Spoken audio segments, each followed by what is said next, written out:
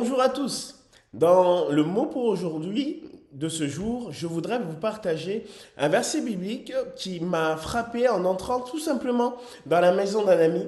Et pour ceux qui vont reconnaître, avant, il y avait souvent des sujets accrochés sur le mur, notamment des assiettes avec des dictons.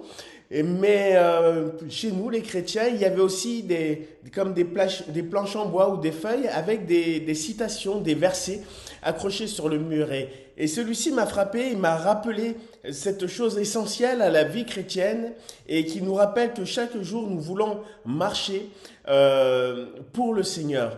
Il est une réalité que Dieu nous aime, que Dieu nous a tellement aimés qu'il a donné son Fils Jésus afin que nous soyons sauvés. Et aujourd'hui, nous réalisons combien c'est une grâce de pouvoir marcher vers Jésus, avec Jésus. Il est celui qui nous transforme, il est celui qui nous change, il est celui qui sait nous soutenir, nous fortifier, nous redonner du courage, il est celui qui nous a sauvés. Et la Bible nous dit que cette grâce de Dieu n'est pas une grâce qui nous est donnée simplement pour marcher comme bon nous semble, mais c'est pour marcher selon la volonté de Dieu. Et il y a une chose qui doit être mêlée à cette grâce de Dieu, c'est la crainte de Dieu. Alors je voudrais vous laisser ce verset qui se trouve simplement dans le psaume 128, à partir le verset 1, où il est dit « Heureux tout homme qui craint l'Éternel et qui marche dans ses voies ». La suite de ces versets, je vous laisserai aller regarder et chercher et lire simplement les bénédictions qui s'attachent à celui qui craint Dieu.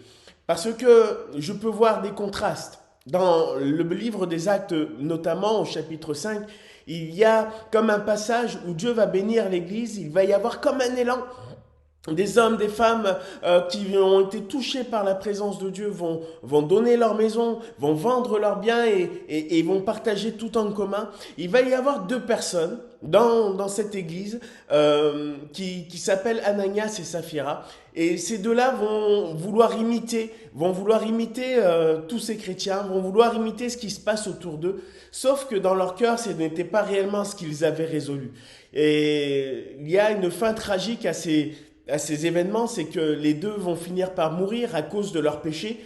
Mais il est dit que suite à cela, la crainte va s'emparer de l'Église et Dieu va bénir l'Église.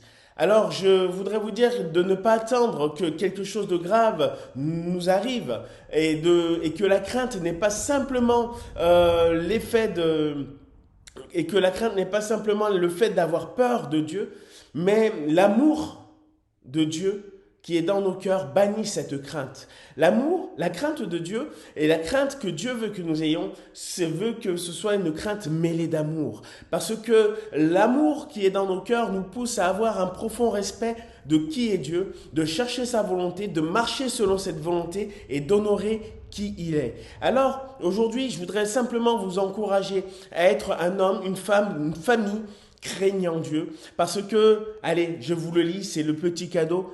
Il est dit, tu es heureux et tu prospères, ta femme est comme une vigne féconde dans l'intérieur, tes fils sont comme des plants d'olivier autour de la table. C'est ainsi qu'est béni l'homme qui craint l'Éternel. Vous comprenez ces images? Il y a une bénédiction qui s'attache à celui qui craint l'Éternel. Alors aujourd'hui, marchez dans cette crainte, mêlée d'amour, dans la justice de Dieu qui a donné sa vie pour chacun d'entre vous, afin que vous soyez sauvés et que vous puissiez marcher d'une manière différente, sainte. Alors plongez vos regards, lisez la Bible, cherchez-le encore aujourd'hui, parce que à travers sa parole, il veut déposer des bénédictions, non pas pour nous tuer ou nous détruire, mais dans cette recherche, soyez vrais. Ne soyez pas comme Ananias et Saphira, mais peut-être observez ce qui s'est passé et comprenez que la crainte de Dieu est quelque chose d'essentiel à notre vie. Nous devons simplement réaliser que Dieu nous a aimés, mais que ce n'est pas simplement pour vivre comme nous voulons. Nous a laissé aussi sa parole pour nous guider, nous diriger et nous bénir. Alors je vous souhaite à tous une bonne journée et je vous dis à très bientôt.